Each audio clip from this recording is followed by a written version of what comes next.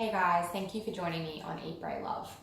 So I'm going to be honest that when I had the idea for starting a YouTube channel, every part of me wanted to make sure that I had an excellent camera, I had a really good space in my office to record it, I was going to put effort into my presentation every time I did recording, but I have realised that that is never going to happen.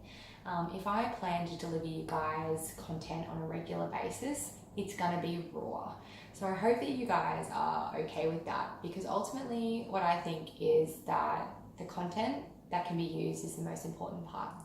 And so today what I want to talk you through is the RAVES approach to healthy eating or developing a healthy relationship with food.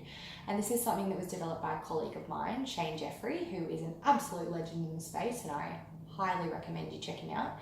And ultimately it's something that we use in both eating disorder recovery and the work we do with these clients specifically, but also just when we're working with the average person who wants to improve their relationship with food.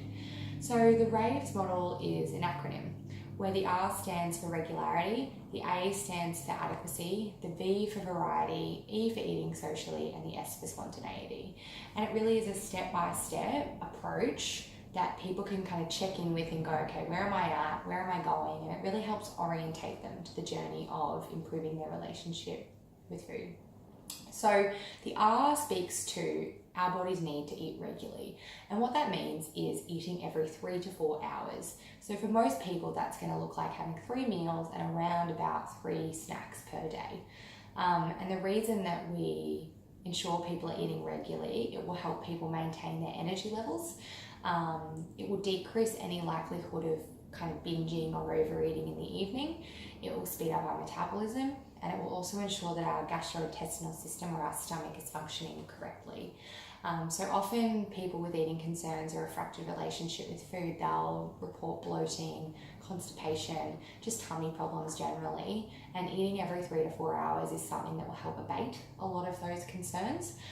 So when I first meet people in my clinic, that's something that I'm checking out for. Are you eating every 3 to 4 hours? Are you having a breakfast, a morning tea, a lunch, an afternoon tea, a dinner, and probably a supper as well? So then once that's been established, we move to the adequacy. Now, adequacy really does vary for each person, so I highly recommend that you take advice from your dietitian or find an accredited dietitian that is specialized in whatever it is that you're seeking help with. So adequacy really speaks to either nutrients and or food groups. So when we talk about nutrients, that's really looking at a human being's needs for our carbs, fat, and protein, and then other micronutrients, so other vitamins and minerals. And ultimately, every human being needs to be having all of those 3 macronutrients really every time they eat across the day. And that 100% goes against what diet culture will teach us. So often when I'm working with people, there's a hell of a lot of unlearning that goes on in that process. The other way we sort of talk about it is in terms of food groups, so your breads and cereals, your vegetables, your fruits, meat and meat alternatives, and also dairy foods.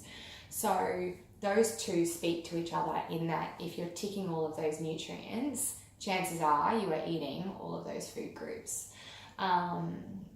And I guess the best way to tick all of those nutrients is through eating all of those food groups.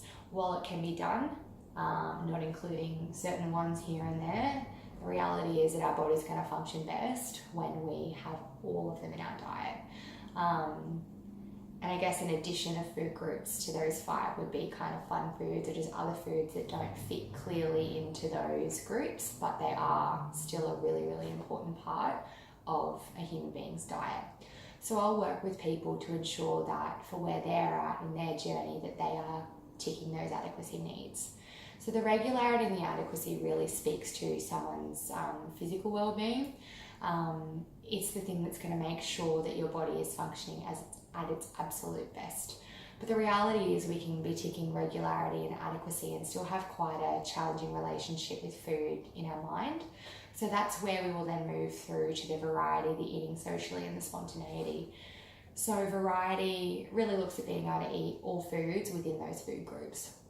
So for example, if you look at the breads and cereals group, within that group someone might feel totally comfortable having brown rice, but as soon as you say, well, here's a piece of white bread, they don't feel as comfortable.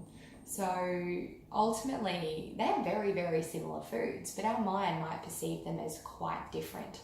So I'll work with my clients to kind of unpack the reasons why they might see them as different, and move to a place where they can see that both of those items belong in a healthy diet.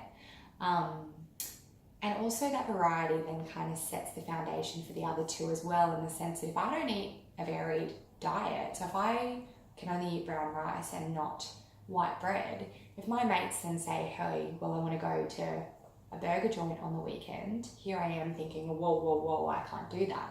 So that regularity, the adequacy, and then the variety, it still then allows us to have kind of the eating socially and the spontaneity, which are hugely important parts of our diet, because they really speak to connection. So yeah, eating socially is that next step beyond that, where we are really encouraging people to be able to go out and be with their friends and their family, and they're able to just see a menu and pick whatever from it and enjoy that food, and then enjoy the company around them at that point in time as well. And then spontaneity is that ability to just not be stuck to a meal plan, not be stuck to the rigidity of those first few steps, and being able to know what to eat at any given time of the day, or know that they are able to have food just because it tastes good, just because they're out with someone and that might seem like a nice thing to do at that point in time. All of these steps kind of allow people to become increasingly more free around food, and increasingly more confident that they know what they're doing, in the context of nourishing their body, and in the context of having a good kind of emotional relationship with food as well. So that's just a bit of a quick overview of the RAVES approach, and I highly recommend giving some thought to where you might sit on that at the moment, and even using that as a, so what are the other things that I might be able to work on in terms of my relationship with food? So please feel free to shoot me through any comments. You can email me at megan@foodmybody.com.au. And I also do have to ask you to subscribe and like and do all those kinds of things. Share with your friends this YouTube channel, because it's going to get a hell of a lot more content, and I need the subscribers and the likes and all of those silly things that social media needs in order for me to be able to keep doing this on the regular. So thank you again for tuning in, and I will chat with you next time.